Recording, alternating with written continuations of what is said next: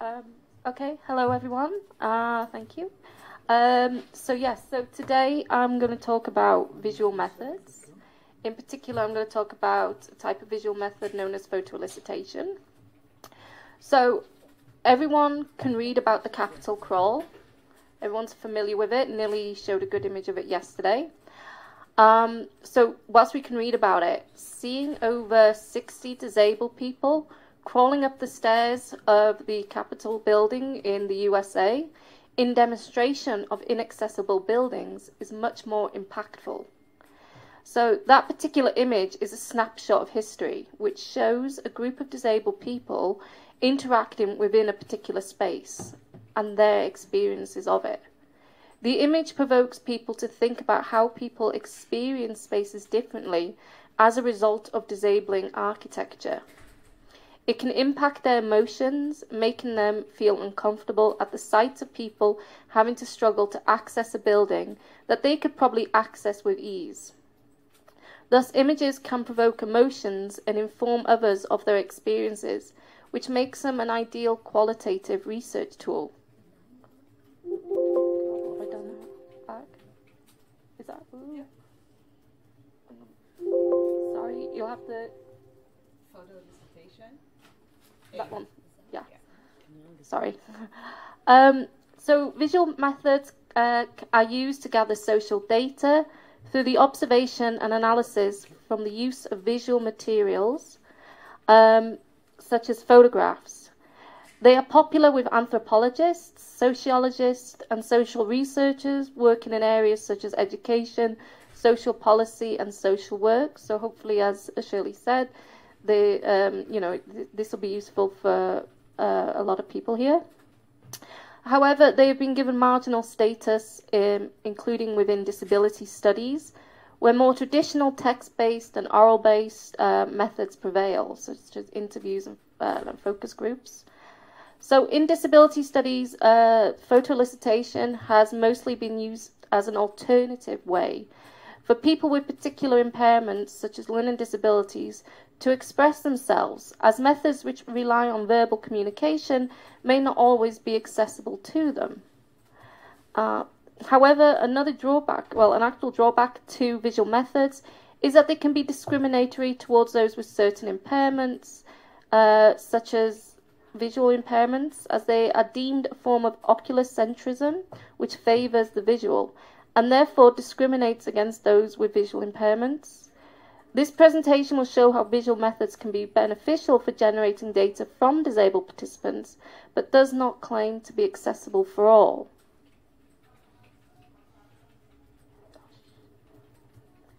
Okay. So this presentation aims to explore how visual methods in the form of a photoelicitation interviews can be valuable research method to understand how disabled people negotiate public spaces. And so it's argued that this can provoke a more in-depth insights and nuanced accounts of how disabled people experience spaces both socially and spatially. So it's both those social attitudes and interacting with the materiality of the space. So it has been argued that these methods can open up images, spaces, and meanings in specific and productive ways to enhance our understanding of people's social worlds and their meanings. So I want to adopt an intersectional approach by drawing on the importance of space in human geography to aid in understanding how disabled people interact with different spaces. And so this photoelicitation are argued to be useful in accessing the meanings attached to or given in a specific space. And provide an introduction to conducting photoelicitation and focus on the benefits this method has, in particular to disability studies. I'm going to get used to this by the end of it, sorry.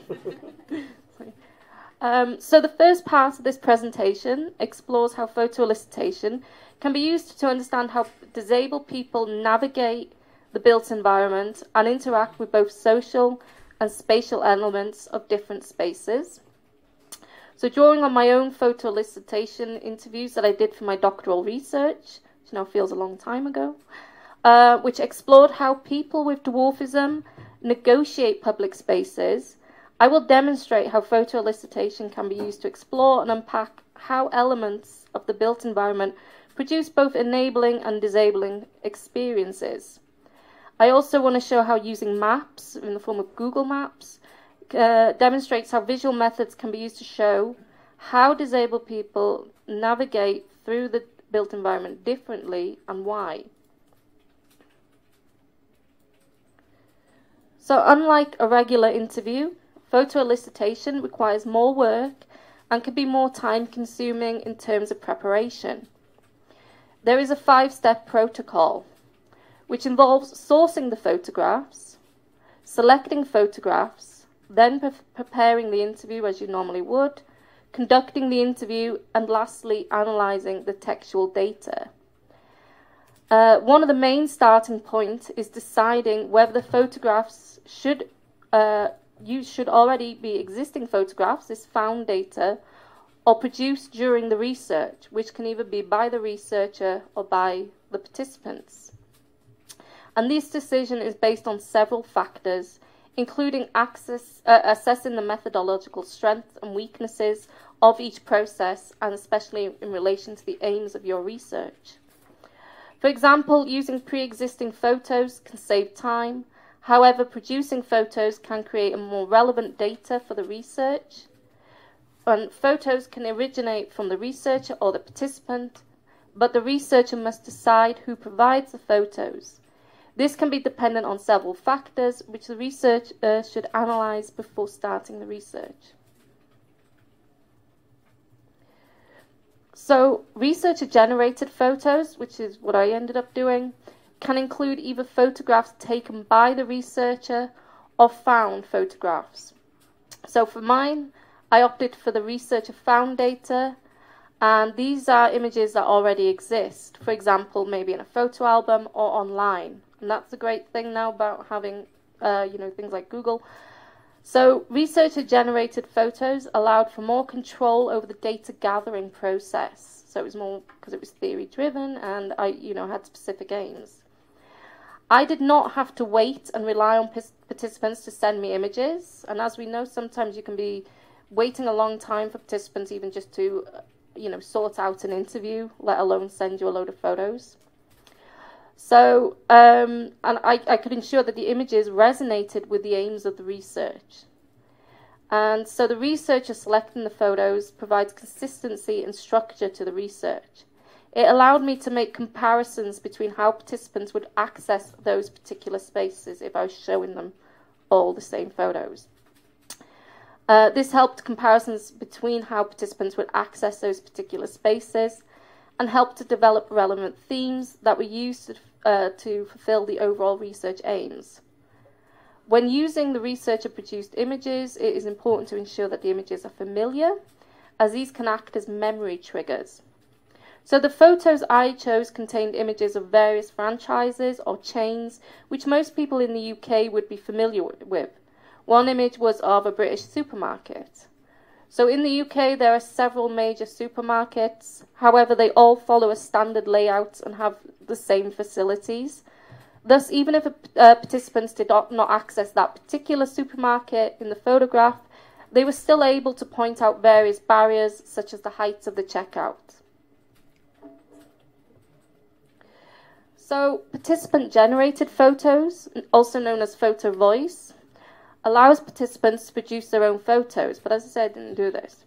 This is argued that provides them with the opportunity to discuss what they want within the interview, what is important to them. The generation of photographs within disability studies is especially important to consider. An average height researcher may choose irrelevant photographs, as they do not have first-hand experiences of having dwarfism and thus not be aware of what to look for. So, for example, most people just tell me, oh, you struggle to reach things on a supermarket shelf. I'm like, if that was the only barrier, that would be great, So, in his research, Rob Cruz recognized that as an average-sized person, he was completely reliant on the views of his participants in forming his understanding of the socio-experiences of people with dwarfism.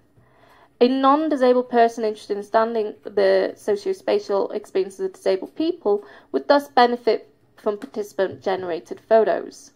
A photograph places you within that space with the participant, who then provides the narrative of all the various barriers and experiences around them.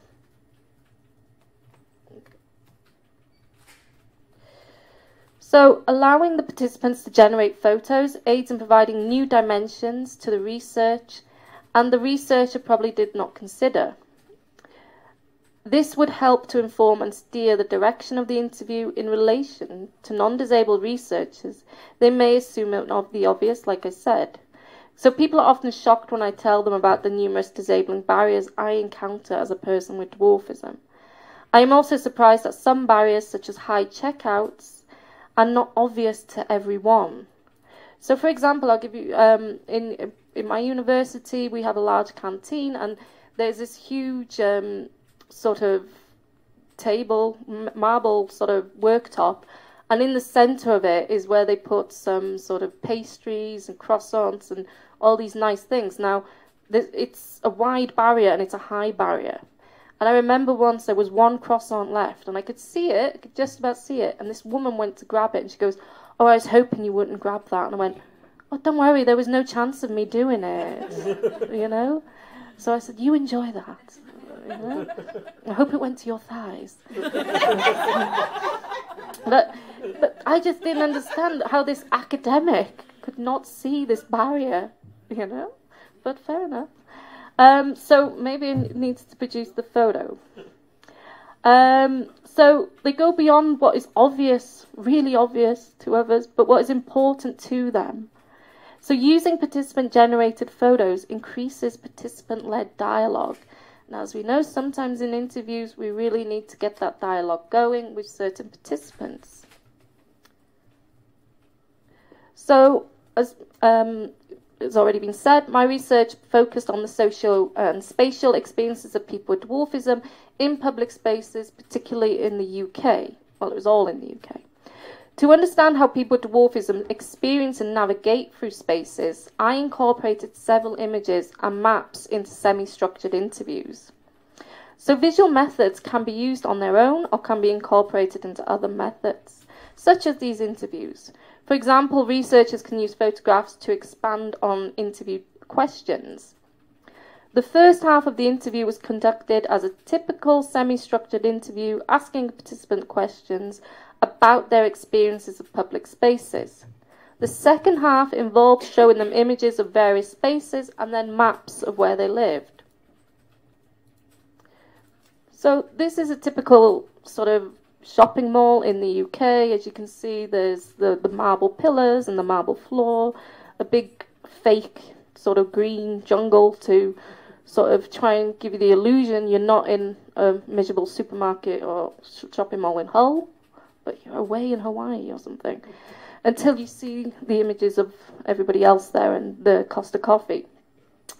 So showing them photographed helped participants to elaborate on what they'd already said, adding more intricate detail and prompting them to recall particular experiences. Even if they'd never been into that particular shopping mall, it was still a generic mall that they were familiar with. So photo elicitation created data that was not in the general interviews. It provided richer data. So numerous facilities within a particular space can create a disabling barrier. These may not always come to the forefront using traditional methods, including interviews. So it's been pointed out that photos provide a deeper level of reflection, which provides richer and more detailed data. So for example, if I'd asked participants to recall barriers in a supermarket, most would have mentioned the height of the checkout, whereas the image of a supermarket showed the various details of the checkout, which caused numerous barriers such as the out-of-reach chip and pin machine and the inability to reach shopping bags to be discussed. I know it's mundane, but it was relevant. So having a photograph that contains a range of elements within one space can allow disabled participants to discuss what is both disabling and enabling. So when participants were presented with a photograph of this typical shopping precinct, the one you see behind me, they were able to explain how they would interact with that space differently based on the contents of that image. So the image of the precinct contained numerous places such as a Costa Coffee, a popular UK coffee shop franchise, which has awful coffee, but that's another story. Okay. So this particular image provoked one participant. Oh, somebody has to. Provoked the participant's experience of using the Costa in her hometown. She reflected upon how the table that the cashier placed the coffee orders upon was too high for her to use. She also remarked how the seating often consisted of high bar stools which she could not get onto. This, she explained, caused her to avoid that Costa and use an alternative cafe instead. However, it's not just the facilities that can influence their experiences of spaces, but also the feel of that space. I think this was touched upon yesterday. So, according to Powell, images are multisensory and thus provide an embodied experience. What is sometimes overlooked by using more traditional methods is how certain materials that make up that built environment can impact a person's interaction within that particular space. So, the photos provide a sense of feel and texture to a place. For example, a participant spoke about the marble floor in the image and how it would be difficult to walk on and would aggravate her spinal stenosis, a common secondary condition associated with dwarfism. However, if I just asked her about her experience of the same place, like tell me what it's like going, in a shopping mall, the lack of visuals may not provoke this thought. Furthermore, Pink 2007 points out that the same photo may have different meanings to different people. For example, a non-disabled person may not mention the marble floor, whilst a wheelchair user would probably remark on how the smooth, even surface would provide good access. In the image of the shopping precinct, one participant remarked upon how the bench featured in the image. She said how she would use that bench as often she had to take rests when walking due to the mobility impairment associated with her dwarfism. However, she also pointed out that the bench was quite high and she would have to climb onto it. This she would be reluctant to do if the place was crowded, as doing something differently can provoke unwanted attention. This is why it was also important to include images containing people, as it prompted participants to think about how they would influence how the participants interacted with that space. So as you can see, the image contained a mixture of people, such as older people and various ethnic minorities. One participant pointed out how she would probably expect this small group of older ladies who were chatting to each other to probably stop and stare at her if she walked past them. So they'd stop mid-conversation and go, "Ooh, look how small that woman is," and that might be it. But if it was a group of teenagers, they would probably avoid that space. So this was an anticipated reaction, which prompted her to talk about how she was often stared at and seen as an object of curiosity. Another built upon how the physical space itself would act as an indicator of who was likely to occupy that space and subsequently influence how she responded to them. As one participant states, because as you can see just in the image slightly, there's an early learning centre, which is like a sort of toy store, bookstore for toddlers, preschoolers and primary school children. And she says, "I won't walk past the early learning centre because it would be full of children. I always get a lot of unwanted attention from children."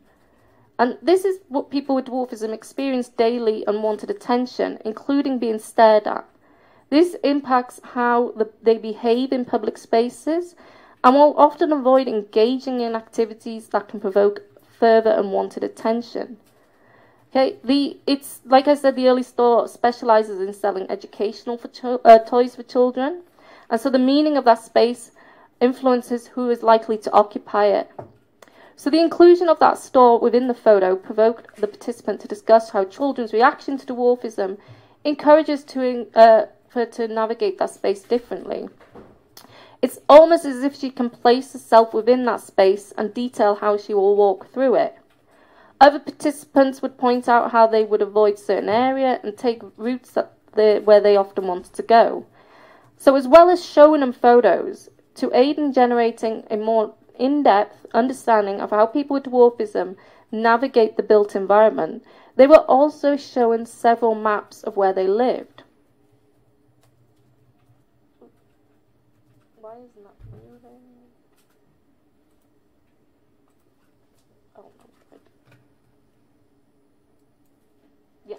Thank you. So maps are also a form of visual methods. The map behind me I zoomed in a lot more than this, but it's just a typical map, I think, of Liverpool. So it has like these detailed keys to it. So in the form, I use map elicitation now to understand how people with dwarfism navigate through public spaces. So they can be used as a form of spatial data collection tool during the interviews. So, like I've said, I have an academic background in geography, although I never really was interested in cartography. But I was surprised that maps were not typically used to understand how disabled people navigate through spaces. I thought this is a missed opportunity. So maps are used as a means of representing the physical landscape as well as the social, personal and psychological connections to a place. A map of their city represents something familiar and recognizable, with places that interview subjects can identify with. So according to Gollidge and Garling, humans travel by virtue of knowledge and they're stored in their long-term memory or a cognitive map. So most of you know how to navigate around here because you're used to this place. I have no idea. But, you know. So using map elicitation aided in generating knowledge regarding how people with dwarfism travel from one place to another and why. So to carry out this map elicitation, it's important to first decide how to source the maps. So I use Google Maps, and this is a web mapping service that was launched in 2005 and offers various types of maps, including road maps, satellite, hybrid, and terrain. For my research, I use road maps because they contain numerous signs which depict various points of interest, such as shops, schools, petrol stations, hotels, whatever. So seeing these symbols can aid in prompting disabled people to recall experiences in particular spaces. For example, on some maps, participants noticed names of pubs and restaurants where they said they would avoid due to unwanted attention they would receive from often inebriated people. Okay, people that can't handle their drink, basically. So one participant pointed out how he avoided the local gym as it was situated next to a high school. So it's where these places are in relevance to others. He explained how he stopped going to the gym after pupils at that school would mock his dwarfism, often singing Hi-Ho from Snow White or whistling the circus theme tune.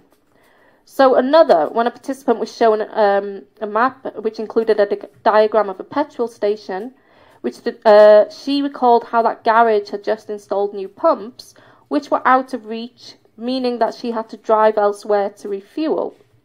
This demonstrated not only a spatial barrier, but how it influenced their navigation of the area.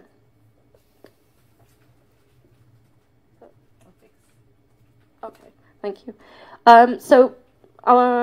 Participants were free to draw on the copies, the paper copies of the maps, which is a form of sketch mapping. So sketch maps are, representations of individual or group spatial experiences commonly produced by placing locational markings onto geographical reference base maps. This was a benefit when showing the participants maps of where they lived, as it showed more detailed spatial information in the interviews. Some would draw a line showing alternative routes they would take from one place to another. So whilst a non-disabled person may take an expected route, a person with dwarfism would consider an alternative route to avoid unwanted attention. Others would mark places they would frequent or use the cross to indicate places they would avoid. This aided me as a researcher to reflect on the maps when analysing the data. So next slide, sorry, I was a bit quick then. So UK law enables individuals to film or take photos of places or individuals from or in a public place, including taking photos of private property. However, photographing someone in a place where they have reasonable expectation of privacy might be considered an invasion of their privacy. However, there is currently no privacy law in the UK, but photographing someone where they might reasonably expect to be private could be considered against the Article 8 of the EU Convention on Human Rights. So, for example, you cannot take photographs in certain spaces such as banks or hospitals. So if unsure, just always ask. If interested in public spaces, then you can, these particular ones, you can find images online.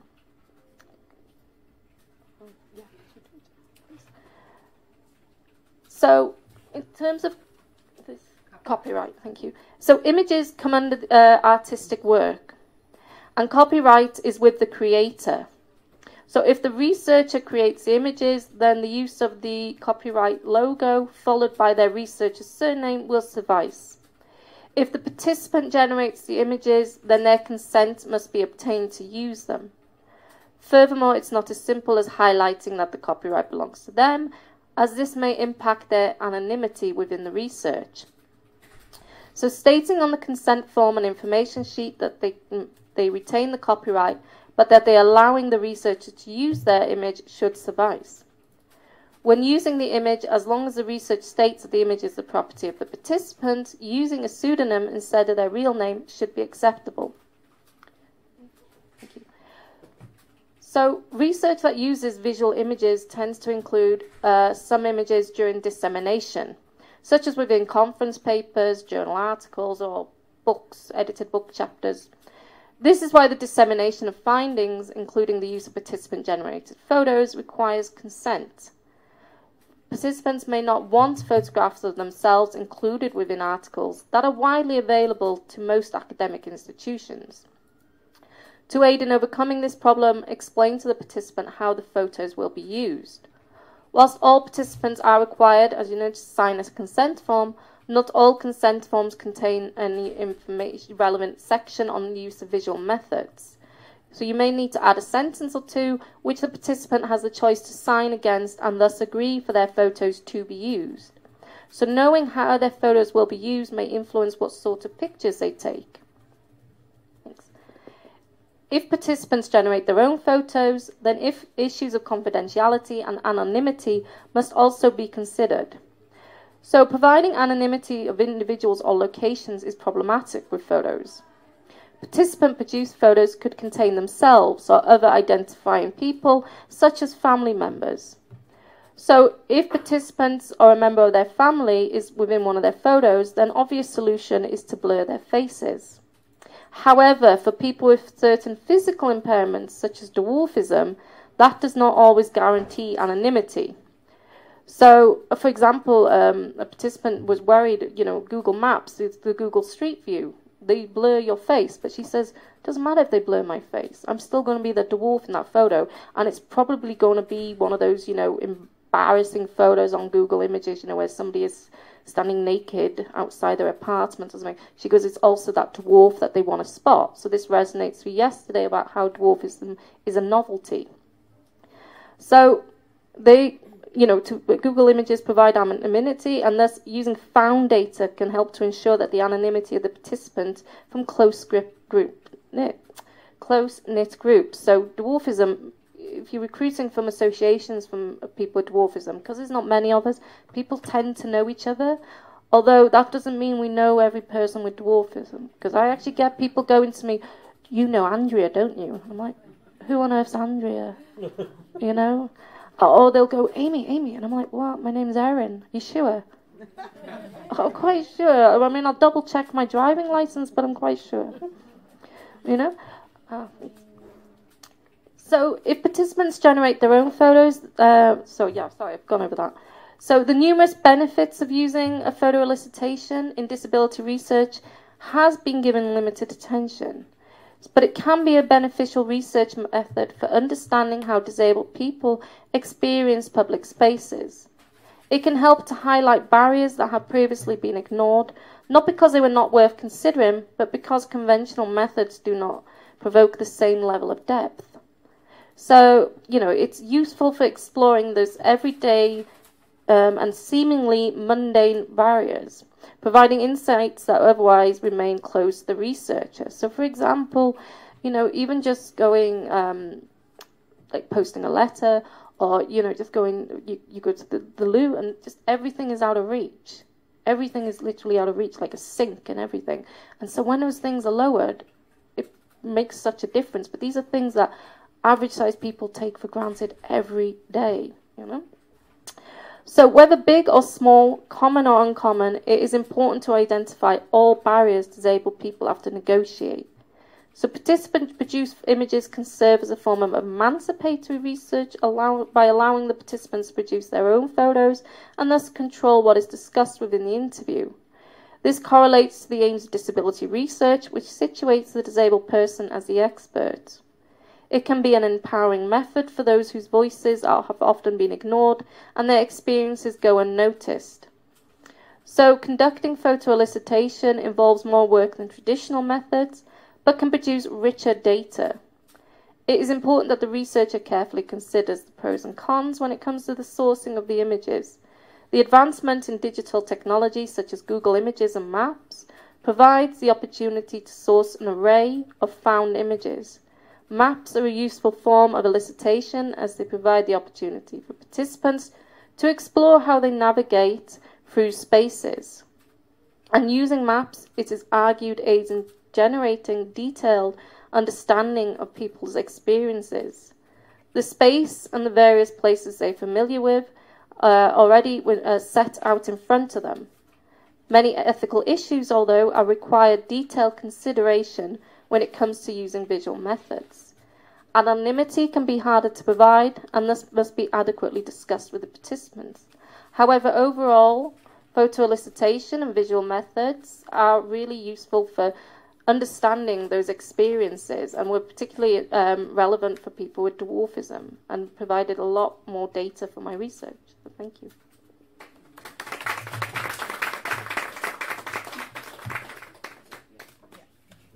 Thank you very much, Erin. Very, very...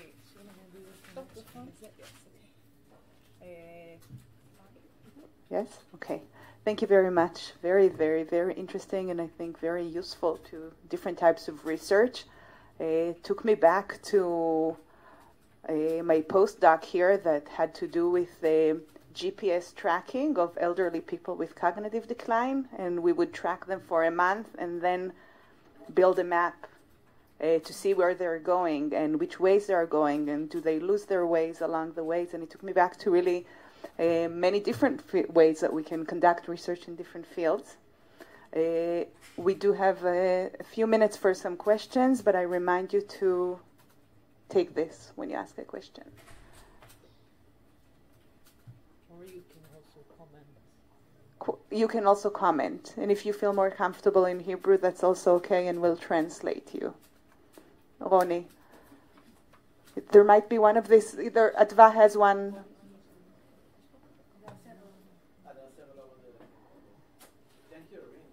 But speak up or take the mic. Thank you, Erin. Really wonderful and very much connected to yesterday. I have one question that Noam pointed out for me. So the pictures from Google, they are from the point of view of people who disable preferences. So people with they are taken from the point of view of people who are not Average height. Yes. So, does it affect the way? Do you think it affects the way people with dwarfism comment on these pictures, or experience these pictures, these photos?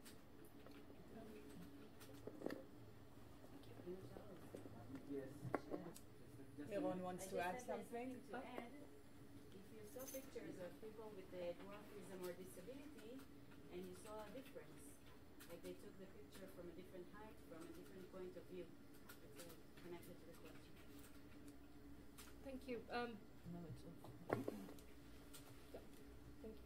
okay. Yeah. Okay. Sorry. So those are interesting questions because obviously when sourcing Google Images, it's only going to be from an average sight person's point of view, but it was more about those elements within it. So whilst you couldn't, it's not low down, it was still the same sort of things everybody sees. So it was just those things that I was trying to use as prompts. But it's really interesting that it then builds on if they'd used their own photos, it would be from that height and might have provoked more dialogue between the sort of barriers.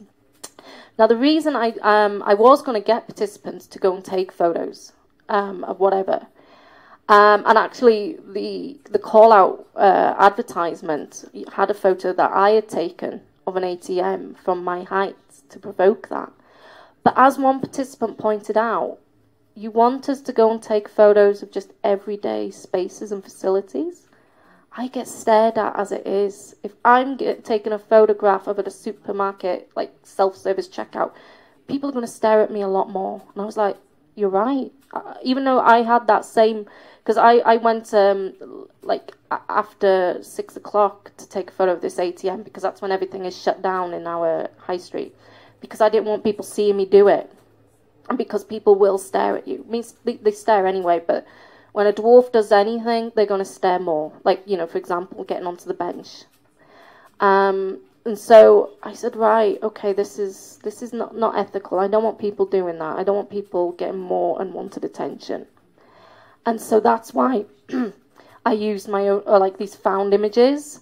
But I do agree that actually if there'd been images that they had taken of like a counter or whatever, would have produced better images. And there is actually an art exhibition by a woman called Steph Robson. She's based in Sunderland. She's a disability artist. She has dwarfism. And she actually did this. When I participated, and I took photos of like the coffee machine at work, just all the facilities like the standing lectern I have to use. And she put that in a gallery in Sunderland. And average height people walked around and they put the images at our height. So if I say I'm 4 foot, they put it at 4 foot. Somebody else might be 4'2", they put it at 4'2", and people had to crouch down, and they were like, "Oh, now I get it." And it was just all these mundane, everyday facilities, and I think that finally, hopefully, got through to whoever was in Sunderland at that time to recognise those disabling barriers. So yeah, thank you. Boaz, do you want the microphone? A little bit cold. Okay, so very loud. Two things. First, I want to say to contrast. Thank you for the lecture. To contrast what you said about privacy in the UK with what we have in Israel. So it's interesting to say that it's very situational. In Israel, it is allowed to take pictures of people anywhere in public places. There are two qualifications. One, that person is not in control, and you would think maybe someone is drunk and lost control of themselves, so you're not allowed. But from our perspective, the legal perspective was that if people were in a terrorist attack, so that was the idea, to prevent people taking pictures of people that were hurt and were unconscious.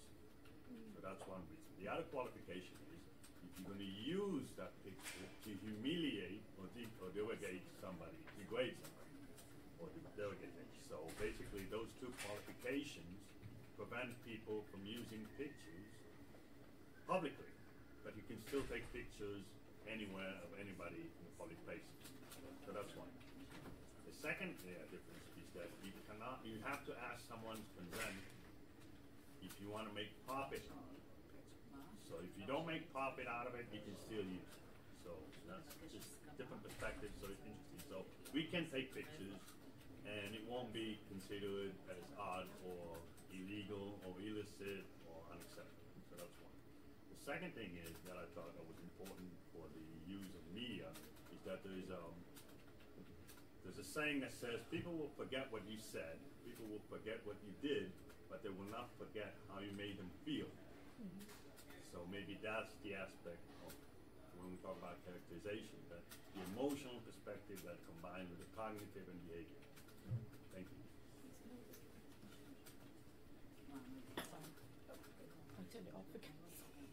So yeah, no, that's really interesting, because I think especially that point you make where photos cannot be used if the intent is then to humiliate the person. And as I was saying yesterday, a lot of people take photographs of people with dwarfism in the UK and in the US. They just see us and they take photos and they put them online like Facebook groups. And they have these groups like I Hate Midgets and Midgets Are Funny and Spot the Midget. And that is to humiliate them. And so I think that would be a really useful law to have in the UK to say, okay, taking photos, but you cannot use them on social media sites or anything, if you're going to just mock these people, you know, so that's really good. And I do agree then that emotional part as well. What is the person's emotions? Because that does stick a lot longer. Thank you. Maybe one final question. It was Noam, but you took his turn. You lose. You snooze, you lose. But Nelly has. Thank you, Erin. It was really interesting. And I agree that maps and photos are so important in interview that we're thinking on space. The point that you made about blurring faces, it took me to the medical text and how in medical photos we see disabled bodies that their eyes or faces are being hidden or blurred, and I think it's a triggering issue for disabled people. My experience is that, and I think it's an ethical question not only for anonymity, but also because of the way we treat disabled people and see their body as an object of the gaze, and like giving an agreement to show it without any respect to the subject, and this blurring of the eyes or this method, I think it's so problematic. So I don't think in disability study it should be an option anyway. No, I completely agree, and that's why I was glad that the participants weren't in the photos. You know, they were just of these spaces. Because as you say, especially in medical texts, I know this with dwarfism, there's always these images of dwarfs, and yeah, they blur their face or the band across the eye. Like, what difference has that made? You might not be able to identify that particular person with dwarfism, but they are still being there used as a subject of the gaze, which is like this, almost like a freak show. Like, look at the dwarf, look how bent their spine is, look how bowed their legs are, look how short they are. And it's, you know, a medical practitioner would argue, well, it's in the name of research, but it's still, why are they always this subject? And of course, in disability studies, it's more that they are the participants, so it's giving them the control. So if they were to be in a photo, I'd want them to be the owner of that and to have the reason for that photo based on their reason and not the researchers. That makes sense. Thank you. Okay, I know that there are many other questions, but I want to be consistent with time. But if we'll have more time for discussion and also mingling and ask other questions, that's fine. Thank you so much, Erin. Thank you.